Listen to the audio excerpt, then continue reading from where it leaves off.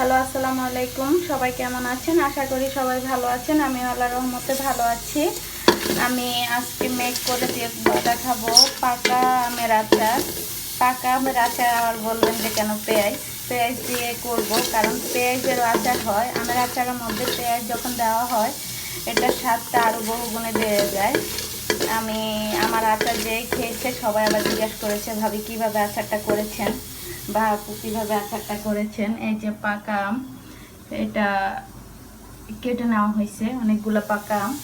আমি এখন এখানের মধ্যে দিয়ে নিয়েছি শুকনো মরিচ, এলাচ, দারচিনি, তেজপাতা সবগুলো দিয়ে এখন আমি এটাকে ভেজে নিব। সরিষার তেল দিয়ে ভালো করে ভেজে নিব। আর আমি এই আচারটা করবো মিষ্টি আমের আচার, কারণ আমার বাচ্চা আচার খায়, মিষ্টি আচারটাই খায়, টক আচার খায় না। যেহেতু পাকা আমের আচার অবশ্যই গলে যাবে, তেলটা আমি পরে আবার অ্যাড করব।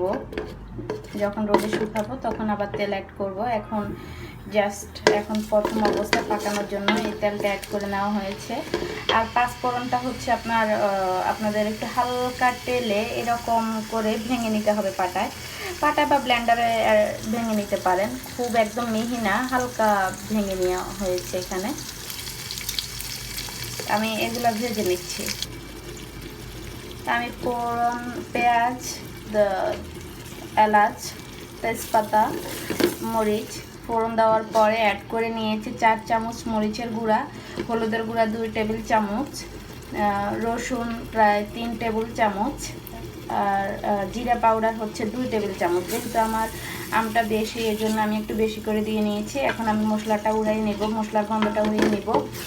আর কাঁচা আমের চেয়ে পাকা আমের আচার কোনো অংশে টেস্ট কম হয় না। আমি এখন গন্ধটা উড়িয়ে নিয়ে যে কেন দিচ্ছেন হলুদ, মরিচ, লবণ, আমি এভাবে আচারটা করি, খুব বেশি টেস্ট হয়। ট্রাই করে দেখবেন বাসায়, কারণ একটু মরিচের গুঁড়াটা দিলে একটু ঝাল ঝাল আর মিষ্টির সাথে ঝাল মিষ্টি টক একটা টেস্ট আসে। আমি এখন এখানে গন্ধটা উড়িয়ে নিয়ে, মশলার গন্ধটা উড়িয়ে নিয়ে আমি এখন আচারটা দিয়ে দিব। আর আমি যখন রোদে শুকাবো তখন আবার কিছু তেল গরম করে ওই আচারের মধ্যে দিয়ে দিব আস্তে আস্তে। এখন এই পর্যায়ে আমি আচারটা দিয়ে নিচ্ছি, আমটা দিয়ে নিচ্ছি মশলার মধ্যে। আমি মশলার মধ্যে আমটা দিয়ে নিয়েছি, দিয়ে এখন নেড়ে আমি 10-15 মিনিটের মতো এটাকে কষাবো। এরপর রোদে শুকাতে দেব। এখন আমি মিক্স করে নিব মশলার সাথে আমটা। সবগুলো আম মশলার সাথে মিক্স করে নিয়েছি। মিক্স করে নেওয়ার পরে আমি আবার সাথে ওই যে আমার কিছু পাঁচফোড়ন ভেঙে রেখেছি ওইগুলো অ্যাড করে দিয়েছি। এখন আমি এই পর্যায়ে চিনি দিয়ে দিব, যেহেতু আমি মিষ্টি আমার টক আচারের মধ্যে, টক আচার মিষ্টি আচারের মধ্যে পার্থক্য হচ্ছে যে আপনার মিষ্টি আচারে চিনিটা অ্যাড করা আর টক আচারে হচ্ছে মিষ্টিটা অ্যাড না করলেও হয়। অনেকে ভাতের সাথে বা ভর্তা টক্তার সাথে টক আচারটা খান, মিষ্টি আচারটা আমার বাসায় সবসময় খাওয়া হয়, এই জন্য মিষ্টি আচারটাই করতেছি। আর এখন আমি মিক্স করে নিব, মিক্স করে 10-15 মিনিটের মতো এটাকে জাল দিয়ে নিব আর চিনিটা অ্যাড করে নিব। এটা অ্যাড করে নিচ্ছি প্রায় 5 কাপ পরিমাণ, যেহেতু আমার মিষ্টি আচার 5 কাপ পরিমাণ চিনি অ্যাড করে নিয়েছি। এখন মিক্স করে নিব চিনির সাথে আচারটাকে, যেহেতু আচার বেশি এর জন্য চিনিটাও বেশি করে দিয়ে নিয়েছি।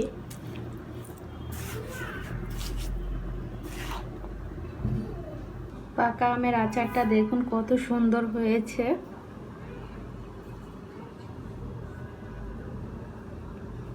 খেতে অনেক মজা হয়েছে এই আচারটা, ভাতের সাথে, খিচুড়ির সাথে, সব কিছুর সাথে খাওয়া যায়। আমার ভিডিওটা ভালো লেগে থাকলে অবশ্যই সাবস্ক্রাইব করবেন আমার চ্যানেলে, আর লাইক শেয়ার করতে ভুলবেন না।